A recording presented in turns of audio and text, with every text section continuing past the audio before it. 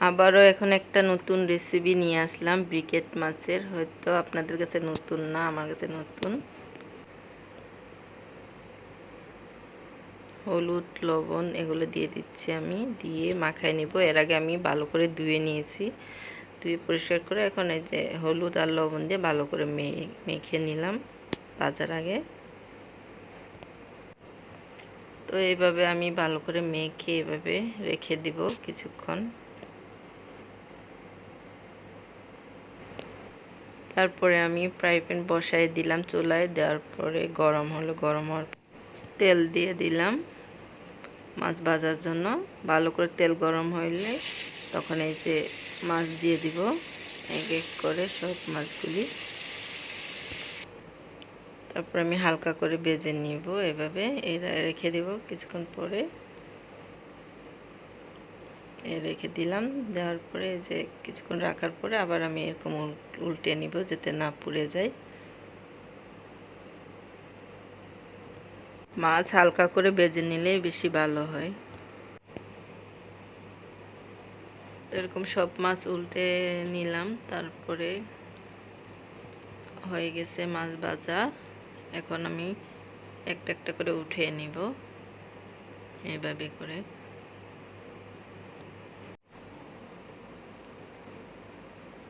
বেশি ভাজাও না, বেশি পুড়েও যায় নাই, এভাবে করে ভেজে নিতে হবে।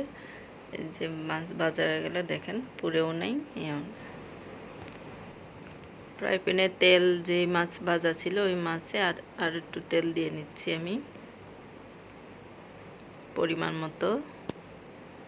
তারপর তেল গরম হবে, ওটা হওয়ার পরে আমি এখন পেঁয়াজ কুচি দিয়ে দিচ্ছি। হালকা করে বাদামি কালার করে ভেজে নিব পেঁয়াজগুলি। তারপরে পেঁয়াজগুলি বাদামি কালার হয়ে গেছে ভাজা, একটু নেড়ে চেড়ে নিলাম, নিয়ে এখন পরিমাণ মতো একটু পানি দিব কষানোর জন্য। দেখেন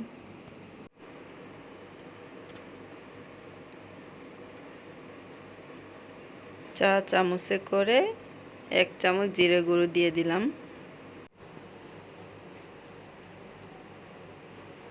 1 চামচ মরিচের গুঁড়ো দিলাম,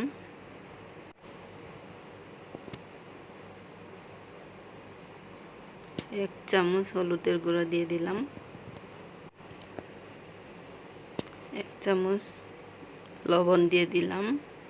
যে যেভাবে লবণ খান ওভাবে আপনারা খাবেন। এখন আমি রসুন বাটা 1 চামচ দিয়ে দিলাম, 1 চামচ আদা বাটা দিয়ে একটু নেড়ে চেড়ে নিচ্ছি আমি।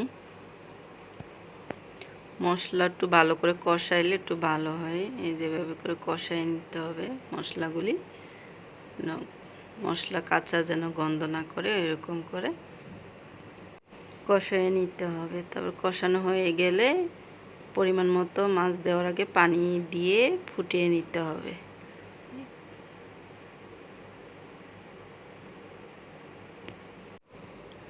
রেখে দিচ্ছি এরকম পানি ফুটানো পর্যন্ত। যে পানি আবার মশলার পানি ফুটে গেছে, তাও মাছগুলি আমি একে একে সব মাছ এভাবে দিয়ে দিব। তো সব মাছ এভাবে দিয়ে দিলাম, দিয়ে হালকা একটু মাছগুলো নেড়ে রেখে দিলাম। তো পানিগুলো এরকম শুকায় যাচ্ছে মাছের, এই যে হওয়ার আগে দিয়ে কাঁচামরিচ এরকম দিয়ে একটু নেড়ে দিচ্ছি, কিছুক্ষণ রেখে দিব। তা আমার রান্না শেষ প্রায়, এখন হালকা মাখা মাখা ঝোল রাখলাম।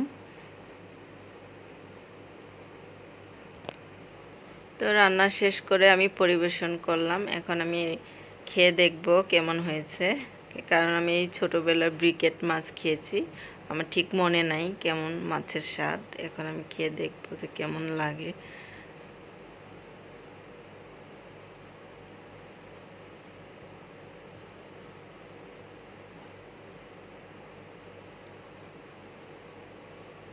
তা মাছটা স্বাদই ছিল, আপনারাও এভাবে ট্রাই করে দেখতে পারেন।